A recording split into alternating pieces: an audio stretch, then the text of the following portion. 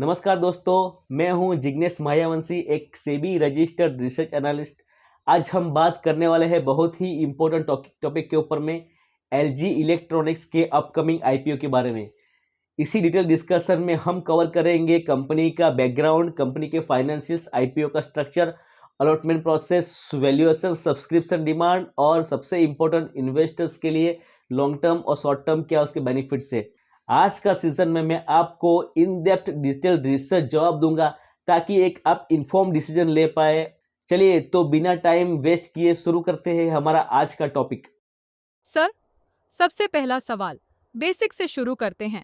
LG electronics India का background क्या है और इसका बिजनेस मॉडल किस तरह का है? देखो, एलजी इलेक्ट्रॉनिक्स इंडिया लिमिटेड की कहानी 1979 से शुरू होती है, जब साउथ कोरियन की parents company LG electronic INC ने इंडिया में पूरा अपना 100% सब्सिडरी को एस्टेब्लिशमेंट किया। तब से लेकर आज तक ये कंपनी ग्रेजुअली एक हाउस होल्ड नेम बनती जा रही है, चाहे वो रेफ्रिजरेटर है, वॉशिंग मशीन हो या फिर टेलीविजन हो या फिर एयर कंडीशन हो। अगर आप बिजनेस मॉडल को समझे तो ये काफ़ी डाइवर्सिफाइड है और तीन बड़े पिलर के ऊपर बेस में है। Number 1 home appliances, number 2 air solutions और number 3 home entertainment. Home appliances में रेफ्रिजरेटर, वॉशिंग मशीन, माइक्रोवेव जैसे बड़े प्रोजेक्ट आते हैं और एयर सॉल्यूशन के अंदर में रूम एसी और कॉमर्शियल, आपने देखा होगा बड़े बड़े एसी, तो कॉमर्शियल एचवीएसी सॉल्यूशंस, वेंटिलेशंस और एयर प्यूरीफायर कवर होते हैं। अगर होम एंटरटेनमेंट में उसका सबसे बड़ा डिफरेंशिएटर है उसका प्रीमियम टेलीविज़न, जहां एलजी का ओएलईडी टेक्नोलॉजी मार्केट का लीडर है। ये बिजनेस एक मिक्सचर है बी टू सी और बी टू बी का। डायरेक्ट कंज्यूमर को प्रोडक्ट मल्टी चैनल डिस्ट्रीब्यूशन के थ्रू बेचते हैं।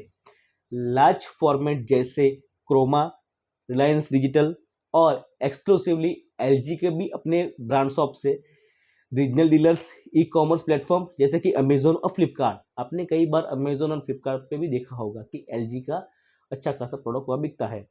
और अपनी D2C वेबसाइट्स भी है, साथ ही B2B सेगमेंट में भी उनका स्ट्रॉन्ग परफॉर्मेंस है, जैसे कि होटल, हॉस्पिटल और कमर्शियल प्रोजेक्ट के अंदर एसी सिस्टम और डिस्प्ले सॉल्यूशन वो लोग प्रोवाइड करते हैं। अब सबसे बड़ी जो बात है, एलजी के after sales and service network के बारे में बात करते हैं, क्योंकि कंपनी अपना माल तो बेचती है बट आफ्टर सेल्स सर्विस एक बहुत बड़ा मुद्दा होता है। इंडिया के कंज्यूमर ड्यूरेबल सेक्टर में आप कितने भी बड़े स्ट्रॉन्ग प्रोडक्ट बना लो, अगर इंस्टॉलेशन और सर्विस सपोर्ट फास्ट रिलायबल नहीं है तो कस्टमर को ट्रस्ट टूट जाता है। एलजी ने ये जो बैरियर है उसको क्रैक किया। नेशनल वाइड इंस्टॉलेशन और मेंटेनेंस सर्विस को साथ में वो एक कस्टमर लॉयल मोड क्रिएट कर रहा है। फाइनेंशियल एस्पेक्ट से देखें तो कंपनी की प्रॉफिटेबिलिटी और रिटर्न रेशियो काफ़ी हेल्दी है।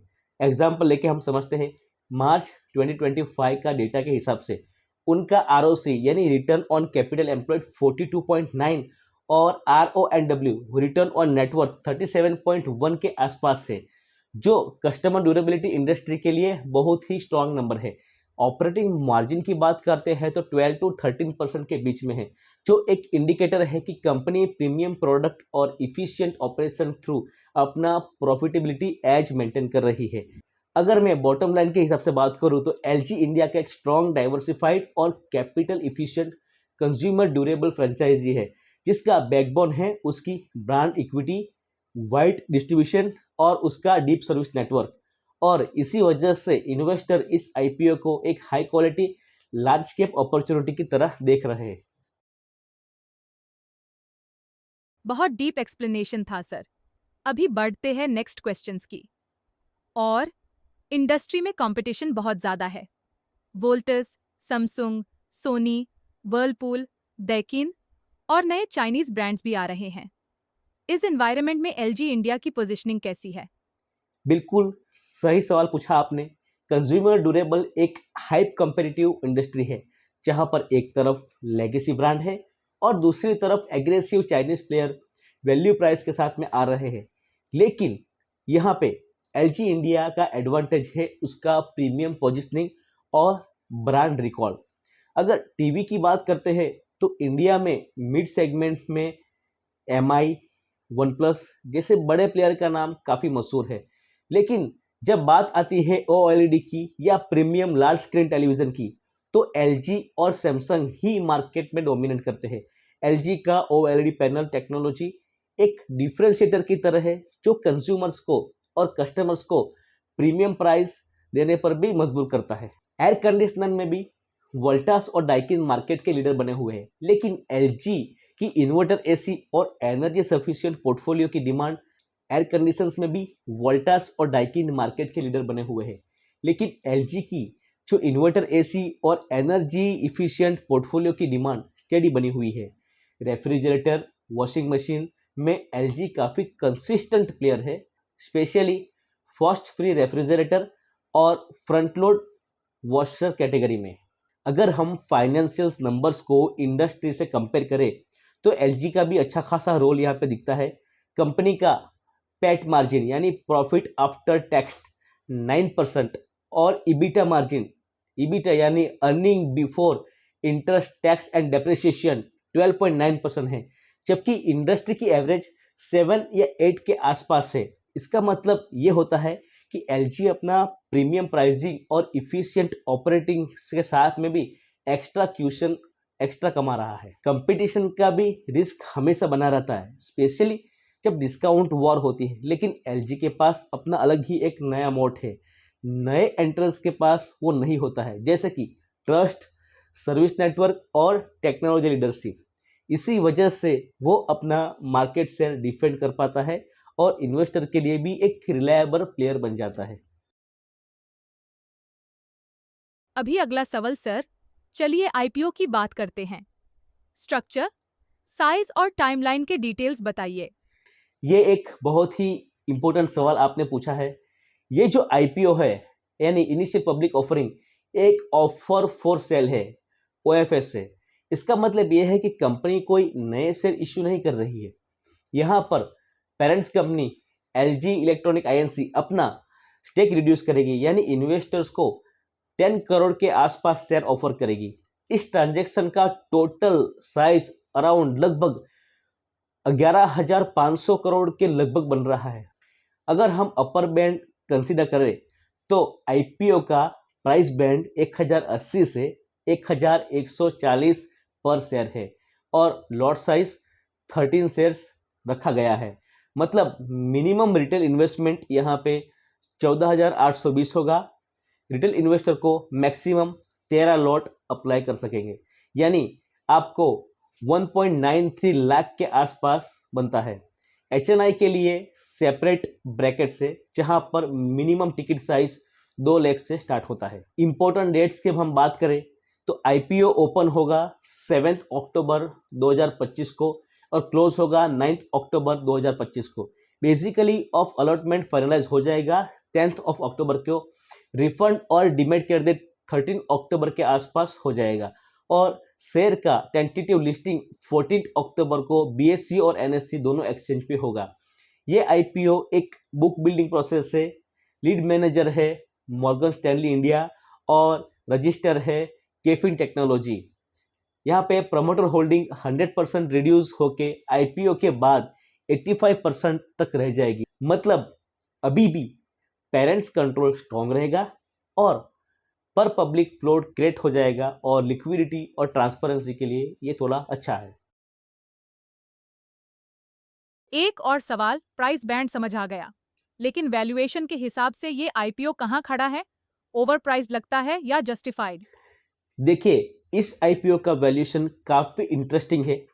अगर हम अपर बैंड 1140 पर कैलकुलेट करें तो कंपनी का मार्केट कैप अराउंड 77,300 करोड़ के आसपास बनता है। कंपनी का 2025 के हिसाब से ईपीएस जो है उसका 30 से 32 के बीच में आता है और आईपीओ का प्राइस बैंड का वैल्यूएशन आप देखेंगे तो 35 से 38x पीई मल्टीप्लाई के आसपास हो जाता है।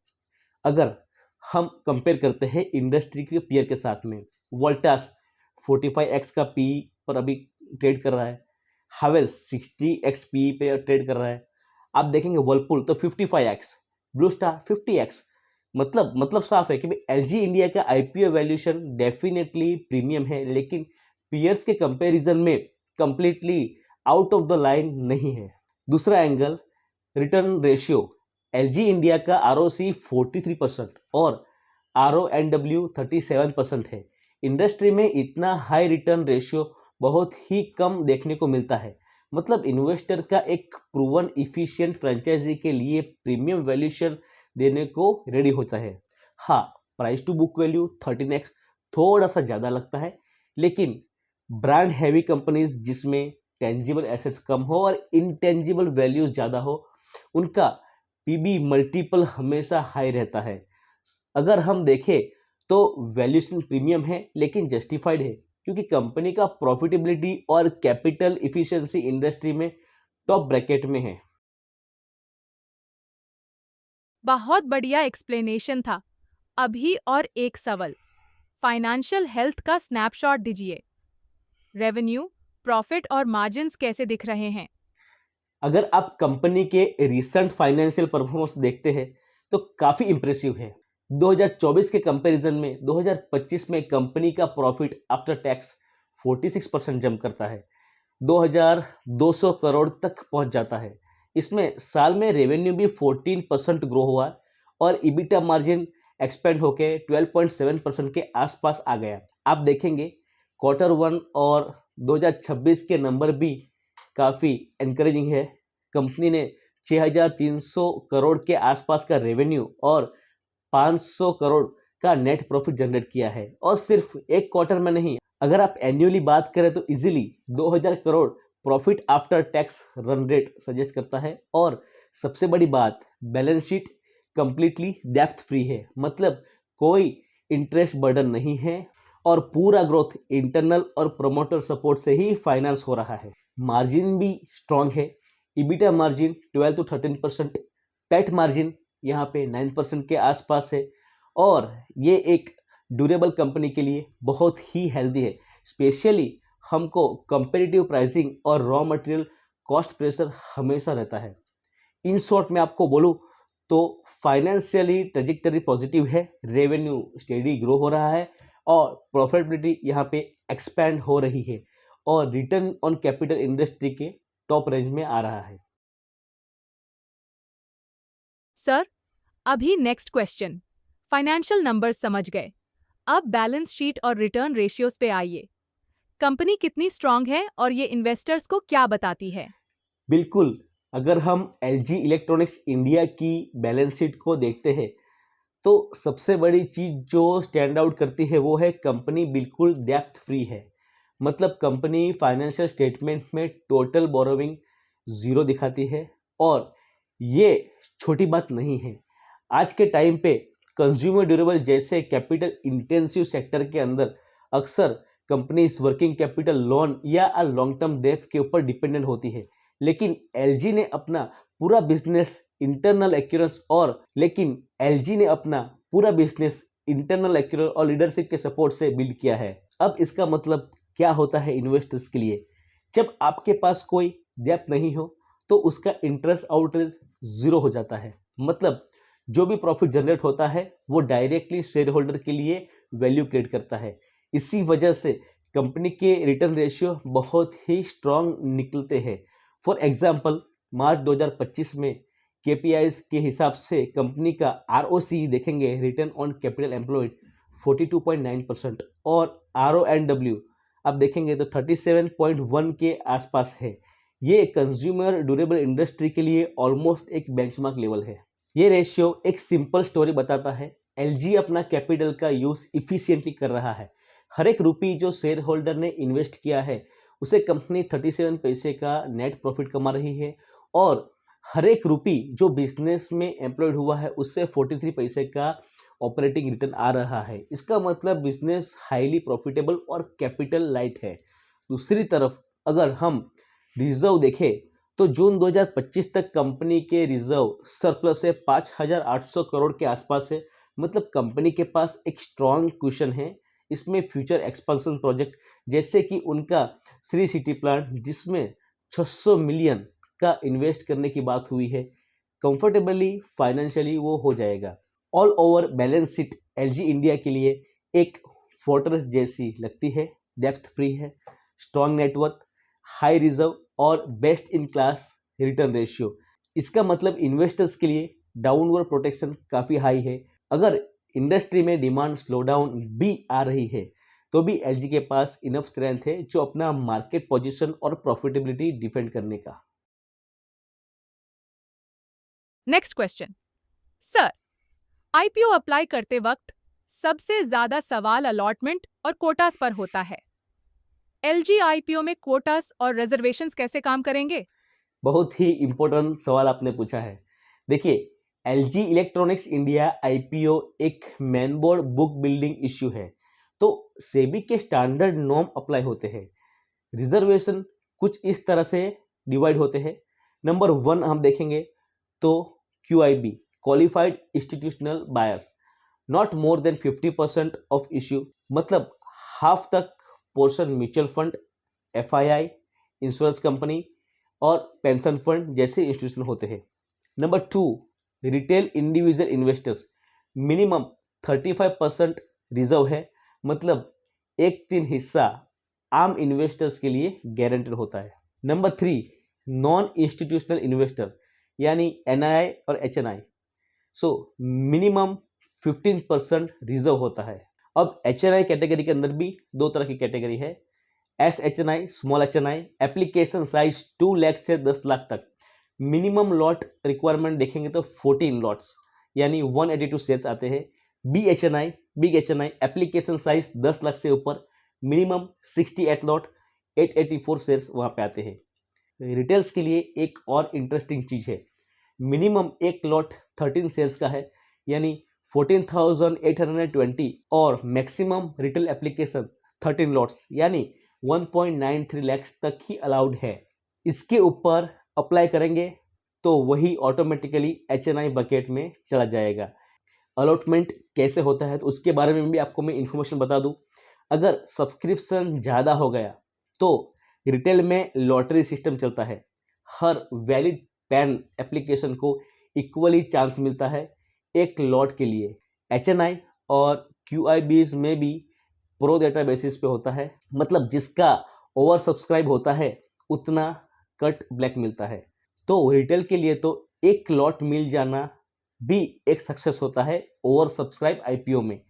इन्वेस्टर्स के लिए ये ध्यान रखना चाहिए कि एप्लीकेशन करते वक्त कट ऑफ प्राइस पर बीड लगाना बेस्ट प्रैक्टिस है, क्योंकि उससे आपका रिजेक्शन के चांसेस कम हो जाते हैं।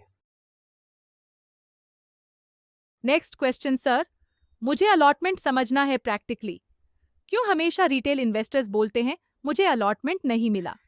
ये सवाल बहुत ही इम्पोर्टेंट है और साथ ही साथ बहुत ही फ्रस्ट्रेशन वाला है। आप देखेंगे रिटेल इन्वेस्टर ये सबसे ज़्यादा फेस करते हैं। चलिए उसको हम ब्रेक डाउन करके समझते हैं। जब IPO ओवर सब्सक्राइब होता है, फॉर एग्जांपल अगर रिटेल इन्वेस्टर 1 करोड़ शेयर्स के लिए अपनी एप्लीकेशन बेचते हैं पर वहाँ एप्लीकेशन 5 करोड़ शेयर्स के लिए आ जाती है, तो इसका मतलब ओवर सब्सक्रिप्शन 5x होता है। अब सेबी का रूल है कि हर वैलिड एप्लीकेशन को एक इक्वली चांस मिलेगा मिनिमम एक लॉट के लिए। इसके लिए लॉटरी सिस्टम यूज होता है। रजिस्ट्रार रैंडमली सिलेक्ट करता है कि कौन से 5 नंबर को अलॉटमेंट मिलेगा। अगर ओवर सब्सक्रिप्शन बहुत ही हाई है जैसे कि 20x 30x तो अलॉटमेंट चांसेस अपॉर्चुनिटी कम हो जाती है। इसी वजह से रिटेल इन्वेस्टर को अक्सर अलॉटमेंट नहीं मिल पाता है। अगर हम बात करें HNI और QIBs की तो उसके लिए अलॉटमेंट प्रो रेटा बेसिस पे होता है, मतलब अगर आपने 10 लाख अप्लाई किया है तो ओवर सब्सक्रिप्शन 10x से तो आपको 1 लाख से इक्विवेलेंट शेयर मिलेंगे। लेकिन HNI के लिए पार्शियली अलॉटमेंट होता है और रिटेल्स के लिए या तो एक लॉट मिलेगा या फिर कुछ भी नहीं मिलेगा। एक और पॉइंट भी है, अब UPI सिस्टम के थ्रू एप्लीकेशन भी होते हैं, तो इन्वेस्टर को इंश्योर करना चाहिए कि UPI का मैंडेट टाइमली एक्सेप्ट हो जाए। अगर मैंडेट फेल हो जाए तो एप्लीकेशन रिजेक्ट हो सकता है, चाहे आपने अप्लाई किया हो। तो पार्शियली अलॉटमेंट एक गुड लक गेम है रिटेल इन्वेस्टर के लिए। और IPO अगर बहुत ही ओवर सब्सक्राइब हो जाता है तो इसके लिए रिटेल इन्वेस्टर को एक्सपेक्टेशन रियलिस्टिक रखना चाहिए। नेक्स्ट क्वेश्चन सर, मार्केट में अक्सर बोला जाता है आईपीओ 20x सब्सक्राइब हुआ, 100x सब्सक्राइब हुआ। इसका क्या मतलब है और एलजी आईपीओ में क्या एक्सपेक्टेशन है? सब्सक्रिप्शन बेसिकली डिमांड का इंडिकेटर है। हर आईपीओ में हर कैटेगरी के लिए एक्सचेंज आप देखेंगे डेली सब्सक्रिप्शन डेटा पब्लिश करता है। अगर एक आईपीओ ओवर सब्सक्राइब होता है तो उसका मतलब यह है कि डिमांड जो है सप्लाई से बहुत ज़्यादा है। एग्जाम्पल के लिए हम समझते हैं 1 करोड़ शेयर के लिए आपको एप्लीकेशन मिलती है 5 करोड़, तो आप देखेंगे ऑल ओवर सब्सक्रिप्शन 5x हो गया। सिंपल है, मतलब हर इन्वेस्टर को चांस मिलना चाहिए, यानी 1/, प्रोबेबिलिटी कितनी होगी, 1/5 हो जाएगी, राइट। अब QIB ऑल ओवर सब्सक्रिप्शन बहुत ही इंपॉर्टेंट हो जाता है क्योंकि वो इंस्टीट्यूशन कॉन्फिडेंस दिखाता है। अगर QIB portion very heavily over subscribe होता है तो मार्केट सेंटीमेंट पॉजिटिव हो जाते हैं। LG इंडिया जैसे आईपीओ में एक्सपेक्टेशन ये है कि डिमांड बहुत ही स्ट्रांग होगी। रीज़न वेरी सिंपल है, कंज्यूमर ड्यूरेबल सेक्टर में लीडरशिप है और वैल्यूएशन जस्टिफाइड लग रही है। आप देखेंगे इंस्टीट्यूशन के लिए ये एक सेफ बैट है और रिटेल इन्वेस्टर्स के लिए एक ट्रस्टेड नाम है। तो ऑल ओवर सब्सक्रिप्शन हाई होने की संभावना यहाँ पे ज़्यादा दिखाई मुझे दे रही है। लेकिन इन्वेस्टर्स को एक चीज़ ज़्यादा याद रखनी चाहिए, ऑल ओवर सब्सक्रिप्शन डिमांड का इंडिकेटर है, लेकिन इसका मतलब ये नहीं है कि लिस्टिंग गेन गारंटेड है। लिस्टिंग के आउटकम मार्केट सेंटीमेंट और ग्रे मार्केट प्रीमियम और सेकेंडरी मार्केट कंडीशंस पे भी डिपेंड करते हैं। Sir, next question now. जब भी एक आईपीओ आता है, सबसे इंपॉर्टेंट क्वेश्चन होता है कि पैसा कहाँ यूज होगा। एलजी के केस में ये क्लियर कीजिए। बहुत ही वैलिड सवाल आपने पूछा है। देखिए, LG इलेक्ट्रॉनिक्स इंडिया ये एक आईपीओ एक ऑफर फॉर सेल ऑफर है। इसका मतलब है कि कंपनी अपने नए शेयर्स यहाँ पे इश्यू नहीं कर रही है। पूरा पैसा जो मार्केट से रेज होगा अराउंड 11,500 करोड़ के आसपास, अपर बैंड जो है यहाँ पे parents company LG electronics INC जो साउथ कोरियन ब्रांड है को मिलेगा। मतलब फ्रेश कैपिटल इंडियन एंटिटी के बैलेंस शीट में नहीं आएगा। इन्वेस्टर्स के लिए इसका एप्लीकेशन क्या है, अगर फ्रेश इश्यू होता है तो पैसा directly growth project, debt repayment या वर्किंग कैपिटल के लिए यूज होता है। लेकिन OSF में कंपनी को बैलेंस शीट स्ट्रक्चर बिल्कुल सेम रहेगा, बस प्रमोटर का स्टेक यहाँ पे रिड्यूस हो जाएगा। प्रमोटर की जो होल्डिंग है 100% है और IPO के बाद 85% रह जाएगी। इसका मतलब ये नहीं है कि कंपनी की जो ग्रोथ है वो नहीं होगी।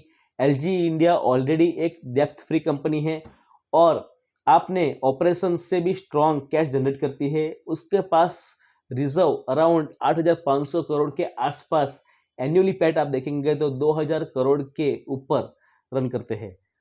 तो उनके पास इंटरनल एक्यूरल्स के थ्रू अपने एक्सपेंस प्लस प्लान्स को फंड करने की कैपेसिटी ऑलरेडी है। एक बड़ा प्लान जो मार्केट में हाईलाइट हुआ है, आप देखेंगे श्री सिटी प्लांट आंध्र प्रदेश, जहां पे कंपनी 600 मिलियन इन्वेस्ट करने वाली है। ये प्लांट उनकी मैन्युफैक्चरिंग कैपेसिटी को ऑलमोस्ट यहाँ पे डबल करेगा, इंपोर्ट्स पर डिपेंडेंसी रिड्यूस करेगा और उनका जो फाइनेंशियल पेरेंट्स और इंटरनल एक्यूरल से को भी मिक्स होगा। तो IPO का मेन ऑब्जेक्टिव एक तरह से मार्केट को लिस्टिंग, पब्लिक फ्लोटिंग और लिक्विडिटी क्रिएट करना है। ये इंडिया का इन्वेस्टर्स को एक world class consumer durable franchise में डायरेक्ट पार्टनरशिप करने का मौका मिलता है और पेरेंट्स कंपनी के लिए यह एक एग्जिट स्ट्रेटजी है।